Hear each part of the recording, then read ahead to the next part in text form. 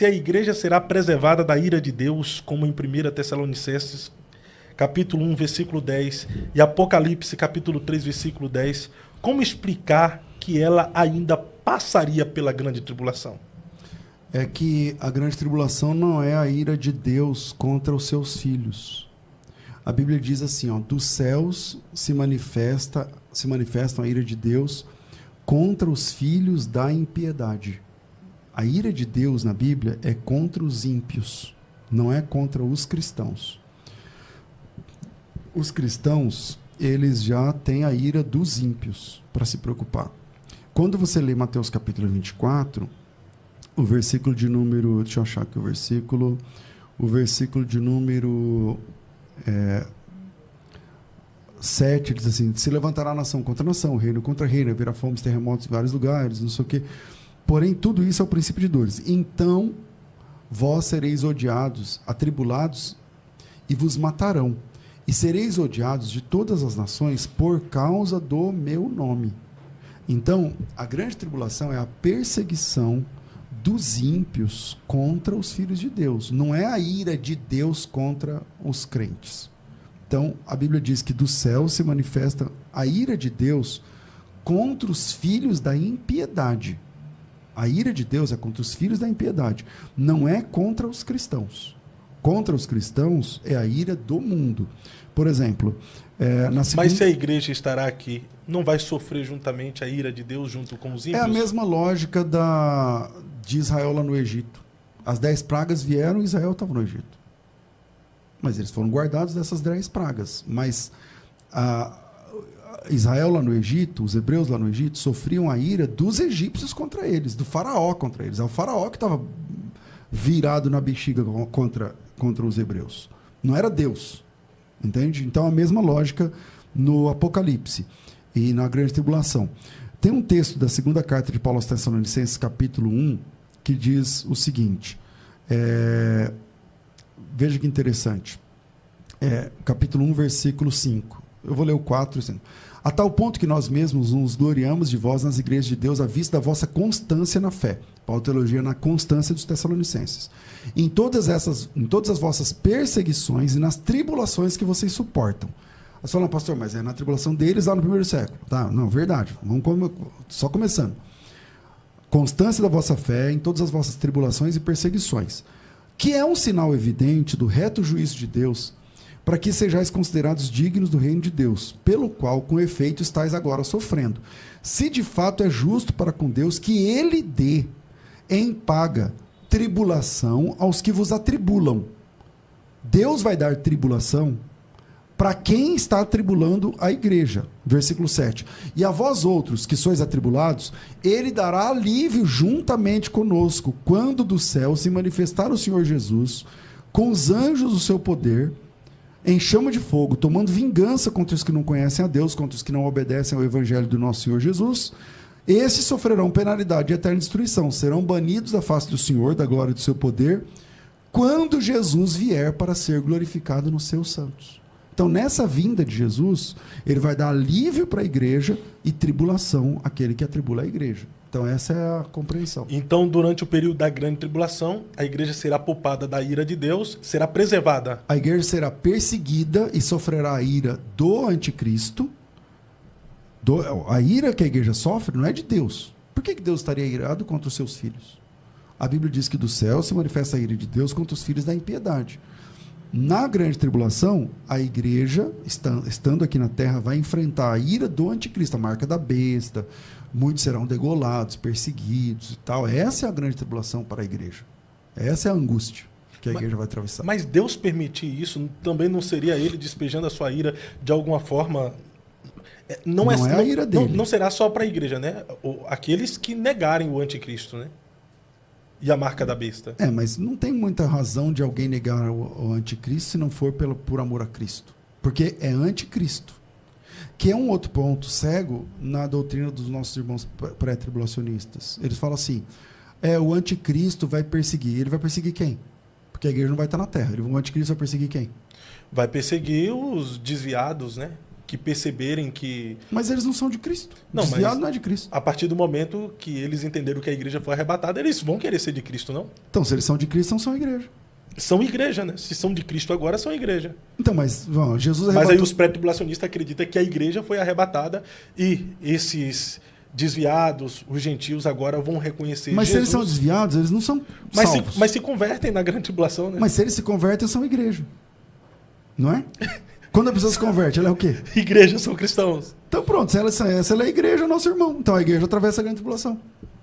E os que... Mas toda a igreja ou esses que conhecem a Jesus ou entregam a vida para Jesus no período da grande tribulação? Os irmãos enxergam o arrebatamento antes, mas não está na Bíblia.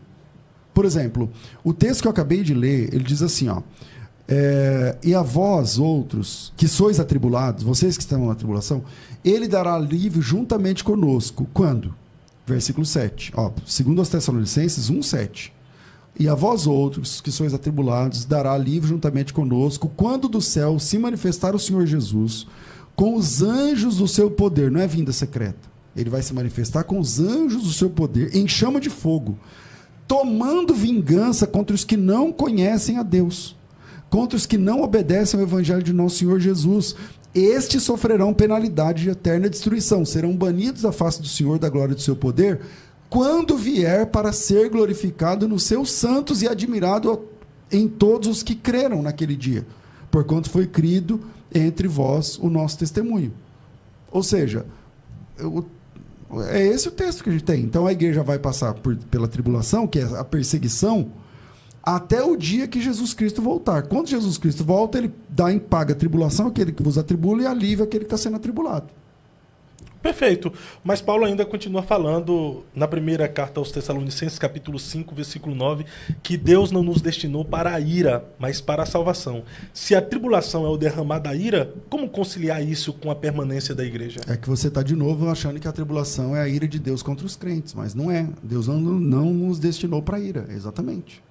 Deus não nos destinou para a ira. A ira dele é contra os filhos da impiedade. E isso só vai acontecer após a grande tribulação? Aí vai acontecer na grande tribulação. A grande tribulação é a perseguição dos cristãos pelo mundo, pelo besta, falso profeta, não sei o que lá.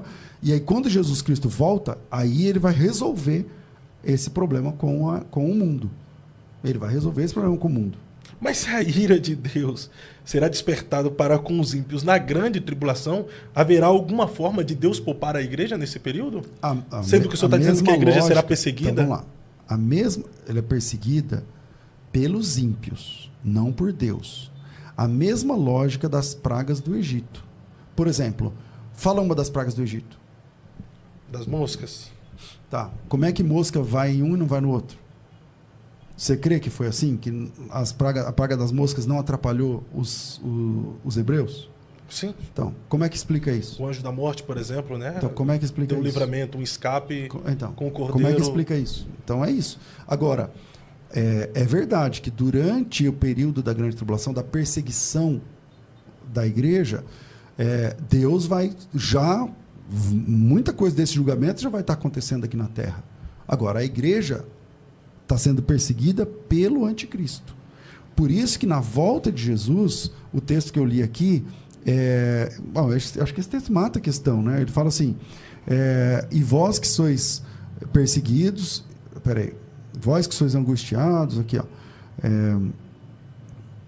e a vós outros que sois atribulados, ele dará alívio juntamente conosco, quando do céu se manifestar o Senhor Jesus com os anjos do seu poder, em chama de fogo, tomando vingança contra os que não conhecem a Deus. Porque a grande tribulação lá em Daniel, capítulo 7, vamos lá, Daniel capítulo 7. Daniel capítulo 7, ele diz o seguinte, o Daniel tem uma visão lá da besta, dos 10 chifres, não sei o quê, e o Daniel não sabia quem era quem. Aí o versículo 15, 7:15, quanto a mim, Daniel, meu espírito ficou alarmado dentro de mim. As visões da minha cabeça me perturbaram. Cheguei aos que estavam perto e pedi a verdade acerca de tudo isso. Assim ele me disse e me fez saber a interpretação. Esses grandes animais, que são quatro reis que se levantarão da terra. Mas os santos do Altíssimo receberão o reino e o possuirão para todo sempre. Isso aqui é judeu só? Não. Não tem como, né? São aqueles que receberão o reino. e o possuirão para todo sempre, obviamente não são só os judeus.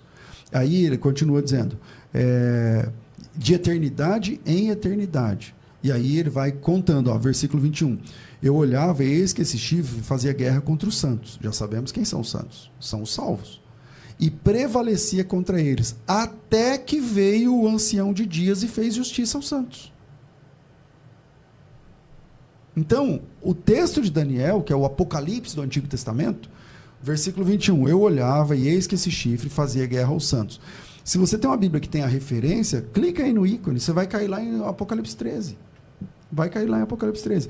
Prevalecia contra eles. É Apocalipse capítulo 13, versículo 7, que diz, 13, versículo 7, que diz o seguinte, foi-lhe dado que também que pelejasse contra os santos e os vencesse.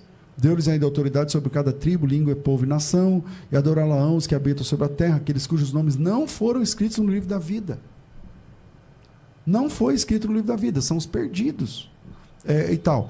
Aí, voltando em Daniel 7, eu olhava e eis que esse chifre fazia guerra contra os santos e os vencia. Até que chegou o ancião de dias e fez justiça aos santos. E veio o tempo em que os santos possuíram o reino. Olha o milênio aí. Aí. Está aí dentro de Daniel. Entendeu agora? Para os meus irmãos que são pré-tribulacionistas, eles enxergam que aqui é só judeus. Os santos seriam os judeus.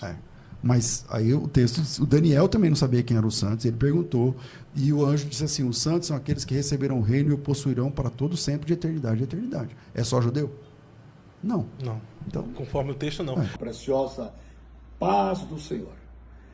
Tomarei nesta oportunidade, a palavra de Deus para vos falar a respeito de um tema muito interessante que as pessoas vivem se perguntando e se indagando uns aos outros.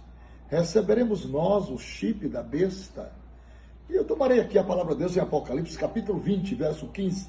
Olha o que diz. Se alguém não foi achado escrito no livro da vida, esse foi lançado dentro do lago de fogo. Queridos e amados irmãos, está provado por A mais B, através dos fundamentos doutrinários da fé cristã, que quem tem o nome escrito no livro da vida está isento de todos os males pertinentes à grande tribulação. Afinal de contas, a grande tribulação, amigo, não é para a igreja. A grande tribulação é para os gentios e para Israel. Como é que você entende que a grande tribulação é para sacramentar o que da igreja, se a igreja já foi sacramentada no sangue? Se a igreja recebeu a eficácia do poder do sangue de Cristo, já foi liberta, já está salva, redimida, restaurada, comprada, apaziguada, avivada. Como é que você pode crer que a igreja vai passar a emergir na grande tribulação para receber o sinal da besta? E alguém fica dizendo que o chip que está seguindo-se no Brasil e em algumas partes do mundo já é a marca da besta? Para de criancice, irmão. Para de meninice, leia a Bíblia. A marca da besta, o número 666, só será transportado. Isso qualquer pessoa do Mobral da Bíblia sabe disso, gente. Que a marca da besta só vai ser endereçada às pessoas que ficarem para a grande tribulação, minha gente. Vamos despertar, vamos amadurecer. A grande tribulação é específica. É para gentios e para judeus e não para a igreja. No período dramático e drástico, terrível, deplorável, inflamável, medíocre, tedioso da grande tribulação, a igreja não estará mais aqui, porque Deus não destinou a sua igreja para ira, mas para a aquisição do livramento. Eu não sou crente para ficar na grande tribulação. Bem-aventurado aqueles que têm parte na primeira ressurreição. Então a igreja do Senhor Jesus será tirada da terra. Nós temos provas fidedignas. O que a igreja passa agora é aquilo que está inserido em Mateus capítulo 24, versos 7 e 8. Princípio das dores que vem marcado por guerras, rumores de guerra, nação contra nação, reino contra reino, epidemias. Isso é princípio de dores, meu amigo. Grande tribulação é outra coisa. Grande tribulação é a gestação infeliz de pragas, é a gestação infeliz de maledicência, é a gestação infeliz da terra aquecida 7 vezes mais pelo calor do sol. Grande tribulação é a gestação de pessoas se decompondo, conforme Zacarias falou, que os olhos dos homens apodrecerão em volta da sua órbita. Igreja não recebe número da besta, 666, besta, dragão e falso profeta. Igreja não estará mais aqui, e sim no tribunal de Cristo, nas bodas do Cordeiro, na grande história de núpcias espirituais, e não jamais aqui na terra. A terra é para os rebeldes, a terra é para quem ficou da grande tribulação. Como está escrito na palavra de Deus, como labareda de fogo tomando vingança dos que não conhecem Jesus e dos que não obedecem ao Evangelho, os quais por castigo padecerão eterna perdição ante a sua face e a glória do seu poder, quando vier para tomar vingança. O dia da vingança não é para a igreja, meu amigo, me desculpe. Eu sou crente para morar com Jesus no céu. O céu não é utopia, é um país. Ele preparou para morar com os homens redimidos, comprados, lavados no sangue de Cristo, de tal forma que não